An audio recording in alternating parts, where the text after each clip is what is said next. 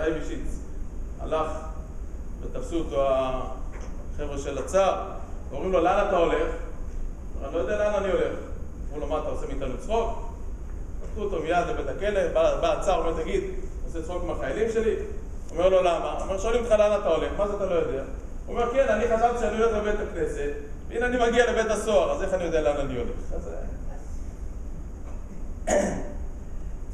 הלחמן יד יאכלו הבתנה בעד למצרים, יש פירוש שמביא אותו אבו דרהם בשם רבי עזרא האזובי, שהוא אומר שהם היו פעם בהודו, והם היו במעצר, בכלא,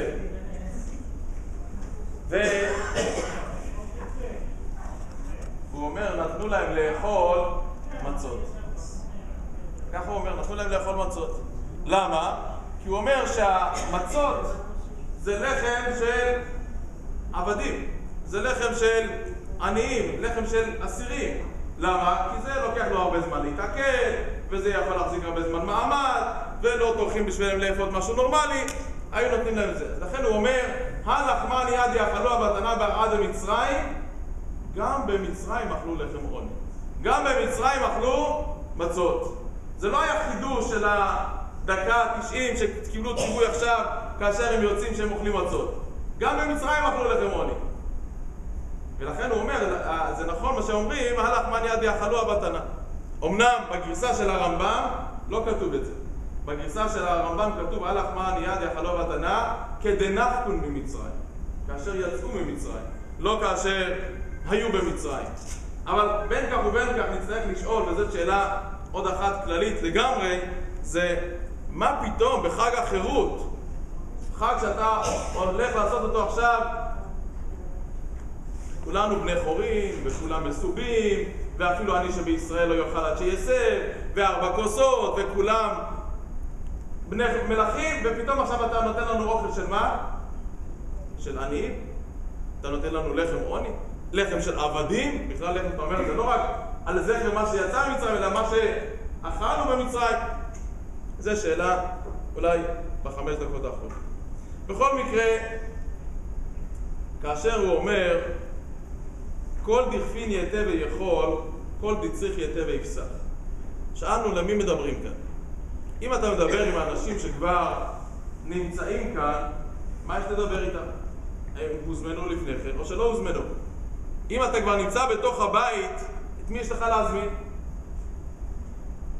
אלא, אחד הפירושים אומר, יש כאן, שאתה מזמין אדם לאכול, אתה מזמין עני, אתה רוצה לתת לו משהו, אז בן אדם מתבייש שהוא אוכל אוכל, מה שנקרא נעמה דקיסותו, לחם של בושה, לחם של חסד.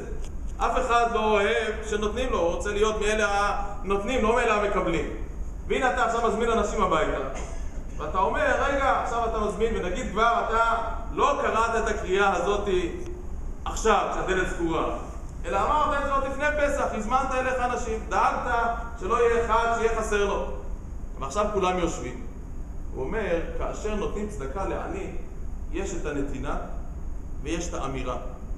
הגמרא אומרת שאתה, יש את מעשה הצדקה ויש את הצורה של הנתינה.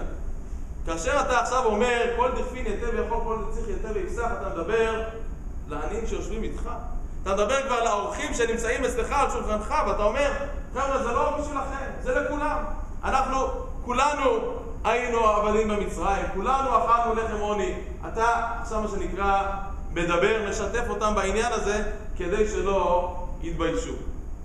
אבל יש הבדל בין כל דכפין לכל דצריך. כל דכפין, בארמית דכפין, מה זה? רעב. כל דצריך, מה זה? צריך.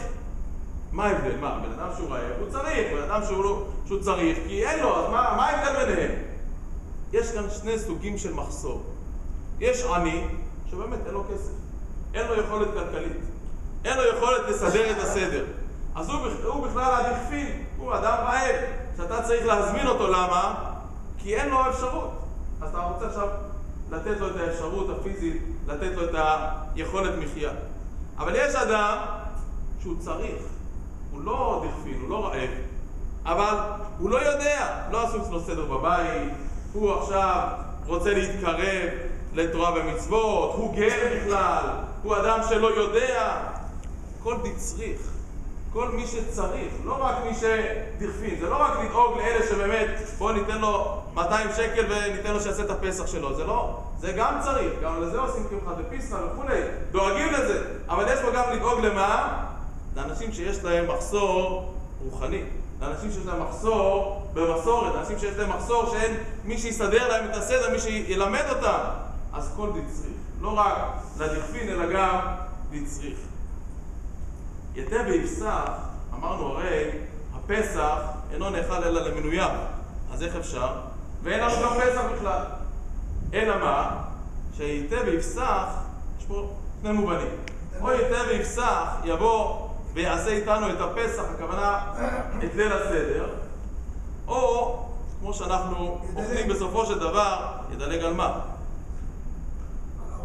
ידלג על הארוחה, כדי להזמין אותה לארוחה כדי שידלג על הארוחה, כדי שיאכל את הארוחה. אבל יתה ויפסח במובן של כמו שאנחנו אוכלים את המצה כזית באחרונה, אפיקומן, אז אנחנו אומרים זכר לקורבן פסח הנאכל על השובע. זאת אומרת, יתה ויפסח נשאר איתנו עד שאנחנו נאכל את המצה הזאת שהיא זכר לפסח, כי זה מה שיש לנו היום. גם היום אנחנו אוכלים מצה כדי לקיים את מצוות עשה של אכילת מצה, אבל המצה האחרונה שאנחנו אוכלים בסוף, מה שאנחנו קוראים לה אפיקומן, היא בכלל זכר למה? לקורבן פסח. לכן אנחנו אחריה לא אוכלים שום דבר כדי להישאר עם טעם המצה כמו שהיה מעיקר הדין בטעם הקורבן. באמת מדלג עד הדבר הזה. יתה ויפסח, יתה ויעשה פסח. השתה אכל לשנה הבאה בערד לישראל. אז זה דבר ששאלנו למה יש כאן עכשיו ערבוב. אם אתה מדבר ארמית, דבר ארמית. אם אתה מדבר עברית, דבר עברית.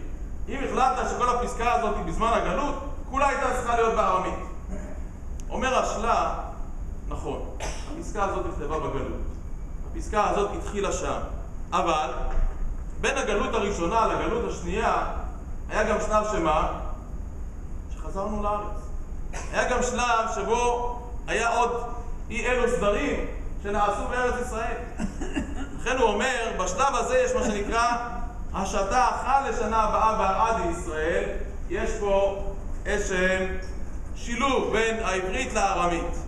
או נאמר כך, כאשר אדם הוא מגיע לארץ, הוא מגיע מכל מיני גלויות.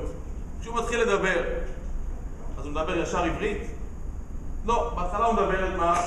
את השפה, משהו בא משם, יידיש, אנגלית, רומנית, בוכרית, מה שלא יהיה, הוא מדבר את השפה ממנה הוא בא. אחר כך כשהוא מתחיל כבר ללמוד, אז מה קורה איתו? הוא מדבר חצי-חצי. נכון? יש לו איזה עברית משודרגת כזאת, עם מילים בפנים. אז הוא אומר, השתה אכל לשנה הבאה בערד לישראל, הוא מתחיל. ובסוף, הוא אומר, השתה עבדי לשנה הבאה בני חורין. הוא אומר, זה כבר מסממני הגלות לגמרי. חלק מסממני הגלות זה מה? החייאת השפה העברית, חזרה ללשון הקודש. זה חלק מהעניין. שנה הבאה בני חורין זה כבר עברית לגמרי. אבל מה ההבדל בין השתה אכל לשנה הבאה בערד לישראל, אנחנו כאן, שנה הבאה בארץ ישראל, לבין עכשיו אנחנו עבדים לשנה הבאה בני חורין? כי יש הבדל בין להגיע לארץ ישראל, שזה שלב אחד בגאולה, מה שברוך השם אנחנו נמצאים בו כבר ב100 השנים האחרונות וב60 שנה האחרונה עוד יותר, של קיבוץ גלויות, של חזרת הבנים לארץ, של להיות שוב בארץ ישראל. אבל זה לא מספיק. זה שאנחנו בארץ ישראל זה יכול להיות רק כתפיסה של טוב, יכול להיות מקלט בטוח, יכול להיות שצריך ארץ כדי שלא נהיה נודדים, כדי שלא ירדפו אותנו, בכל מיני סיבות. אבל עדיין אנחנו לא מה? אנחנו לא בני חורין.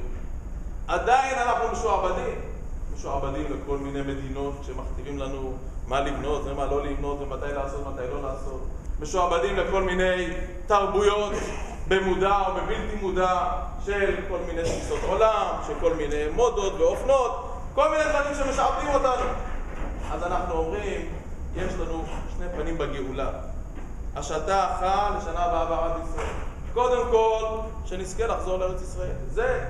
גם על זה לבד צריך להגיד דיינו. גם על זה צריך להודות. זה שלב לא פחות חשוב, להגיע לארץ ישראל. אבל אנחנו רוצים עוד שלב, שנה הבאה, גם כשאנחנו בארץ ישראל, בני חורים. שנהיה באמת בני חורים, נחזור לעצמיות שלנו, עם כל הגלויות, אז יתפרם משהו מכל המסורת האותנטית, מכל היכולת העמידה שלנו כעם, כל מה שנדבק אלינו, הדברים הטובים שנדבקו בחוץ, הדברים הלא טובים שנדבקו, אבל אנחנו צריכים עכשיו לאט לאט להתחיל להרגיש יותר בני חורים. אבל למה כל הפסקה הזאת כאן בהתחלה? אז זה טוב מאוד להגיד עכשיו, בסדר, זה נצמד להגדה. אבל, אומר הרב קוק, יש פה משהו מאוד מאוד יסודי. יש כאן משהו שהוא למעשה תמצית של כל חג החירות. אומר בדרך כלל, אם היינו לוקחים את הסיפור שלנו ומבקשים נשיא ארצות הברית, תספר את הסיפור של היהודים. אז מה הוא יאמר? מה הוא יאמר בליל הסדר שלו שם בארצות הברית?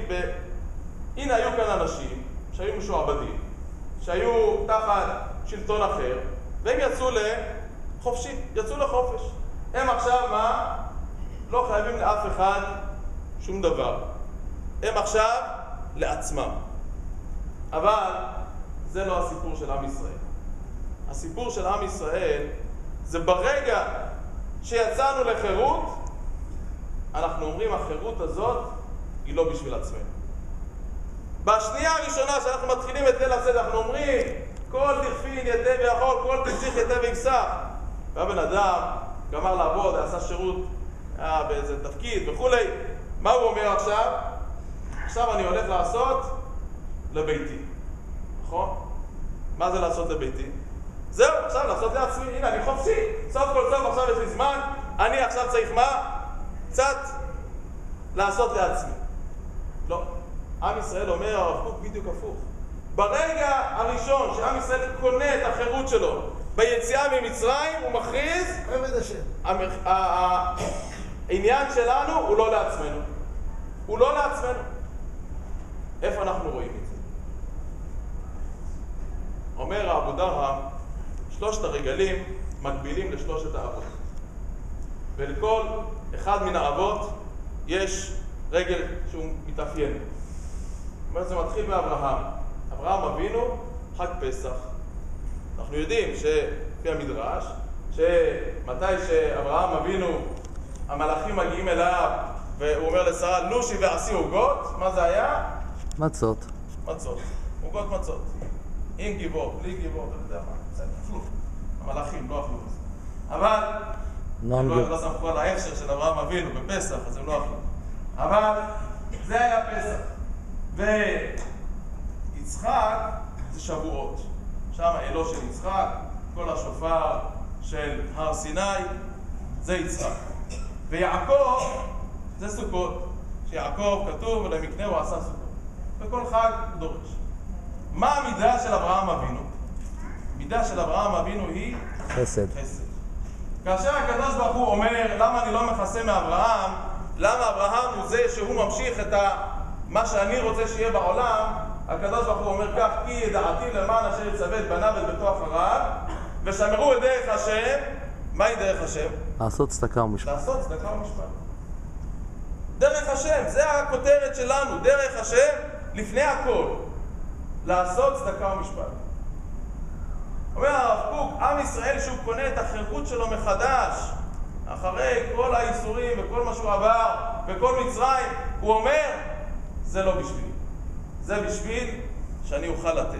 זה בשביל שאני אוכל להעניק מזה לאחרים. לכן הוא אומר, זה הפתיחה לליל הסדר. הוא אומר, אם לא אמרת את זה בתחילת ליל הסדר, אם לא נתת את הכותרת הזאת, למה אתה בן חורין? אם אתה בן חורין בשביל להיות עוד יותר אגואיסט, עוד יותר שיהיה לי, ועוד יותר שאני דאג לעצמי, לא קנית חירות.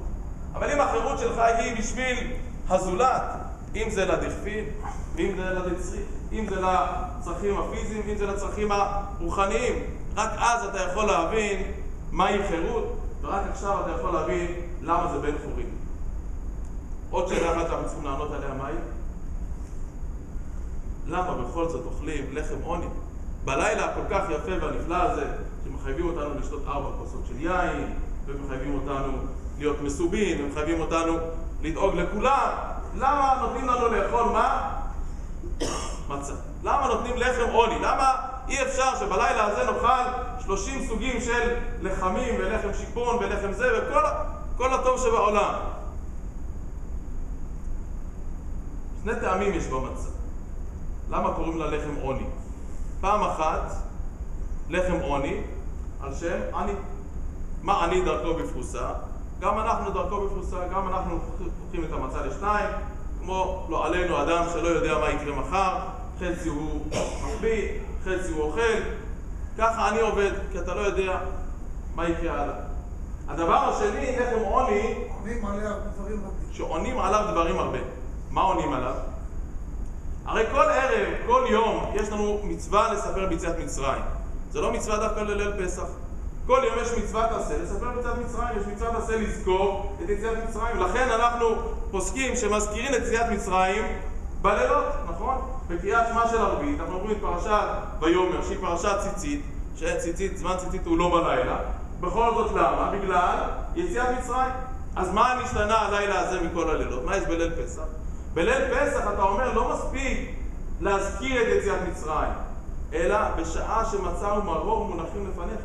אתה עכשיו לא רק מזכיר, אלא אתה חי את יציאת מצרים מחדש. אתה תאכל עכשיו את מה שאכלו שם, את המצה, ותאכל עכשיו את המרור. תחווה מחדש את כל התהליך. למה לחוות מחדש את כל התהליך? כמו שהרמב"ם כותב, בכל דור ודור חייב אדם להראות את עצמו, לא לראות את עצמו. לראות זה נחמד, אני עכשיו פולקלור, אני מסתכל מבחוץ. להראות את עצמו אני צריך עכשיו להיכנס לתוך הדמות, אני צריך להיכנס לתוך האדם עצמו.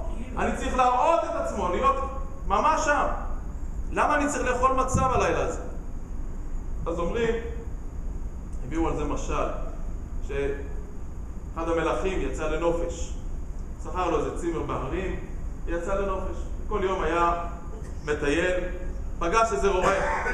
פגש רועה ויושב איתו, מדבר איתו, יש לו זמן, פילוסופיה של החיים, מה הוא עושה שם וכולי. גמר את הנופש שלו אחרי שבוע-שבועיים, חוזר למקומו, אבל הבחור הזה מצא חן בעיניו, הפשטות שלו, הענווה שלו, היכולת שלו לחשוב, קרא לו אליו, אמר לו אני רוצה שתעבוד אצלי. נהיה עוזר שלו, אחר כך זה, אחר כך זה, לאט לאט, עד שהוא נהיה איזשהו שר באותה ממלכה. אבל כמו כל אדם שברגע שהוא עולה לגדולה, אז מה קורה? כולם מתחילים לקנא בו. אז באו השרים האחרים, אמרו מה באמת הביא לנו את הבן אדם הזה, מה לא ולנו, אנחנו פה, בני האצולה, ומביא לנו את הבן אדם הזה. בטח יש לו איזה משהו, אולי הוא מרמה את המלך ושודד אותו וכו' וכו'. טוב, אומרים בוא נבדוק את העניין. המלך אומר, פתאום הוא נאמן לי, הם אומרים הוא לא נאמן לך, בוא נלך אליו הביתה, נראה מה הוא חי, איך הוא זה. באים אליו הביתה, רואים בית פשוט, צנוע, אין שם לא אוצרות, לא כסף, לא זהב, אין פה משהו גונב, אין לו חשבונות בשוויץ. אומר להם המלך, אתם רואים? סתם אמרתם, בואו נלך. פתאום רואים שם איזה חדר שכתוב עליו, אסורה הכניסה לכולם, כולל גם לבאי הבית. אף אחד לא נכנס. שואלים את אשתו, אף אחד לא נכנס לשם. שואלים את הילדים, אף אחד לא נכנס לשם. אומר לו המלך, מה זה הדבר הזה? אומר לו, נדרתי נדר, אף אחד לא נכנס לשם. אומר לו, טוב, אבל אנחנו חייבים להיכנס, כי יש פה חשד, אנחנו רוצים לבדוק. אומר לו, לא פותח. אומר לו, טוב, אתה לא פותח, אתה? קיצור, הבין שאין לו ברירה, פתח את הדלת. נכנסים פנימה, מה רואים? רואים את התרמיל של הרועה, מקל של הרועים, חליל של הרועה, כיסא קטן בצד. אומר לו, מה זה? אמרתי, דע לך, כל יום, אחרי שאני חוזר מהארמון, מהמלך, מהעבודה החשובה, אני נכנס לכאן, יושב פה 5 דקות, נזכר מאיפה באתי, ואחר כך יוצא החוצה. הוא אומר, אני צריך כל הזמן לזכור לעצמי, לא להתגאות. אני צריך תמיד לזכור לעצמי איפה הייתי קודם, ולא אחר כך מתנסה על אנשים שהם שם, שאין להם, שהם לא יכולים, שהם גרים, שהם עבדים, שהם מסכנים, שהם לחוצים, אל תהיה שם אף פעם. אומר הקדוש ברוך הוא בחג החירות, אתם בחירות, עכשיו עם ישראל קנה חירות, ברוך השם, יש לנו עצמאות, מצוין.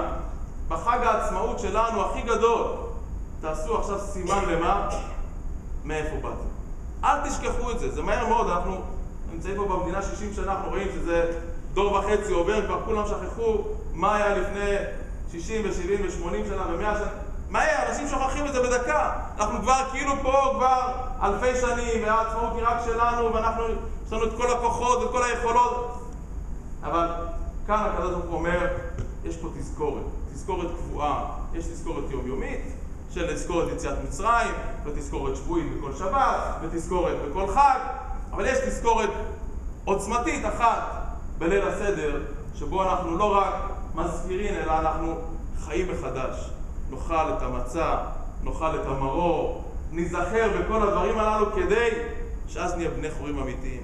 כי מי שאין לו את הידיעה הזאת, מי שלא חי את זה בסוף פנימה, שבאמת יש לו את הענווה ואת הפשטות ואת הזכירה, מאיפה הוא הגיע ומה עבר עליו, לא רק עליו באופן אישי, אלא עלינו כאומה, עלינו כעם, מה הייעוד שלנו, איך לזכור את אותם אנשים של הדכפין והדצריך ולדאוג להם, אז הוא באמת יוכל להיות בן חורים.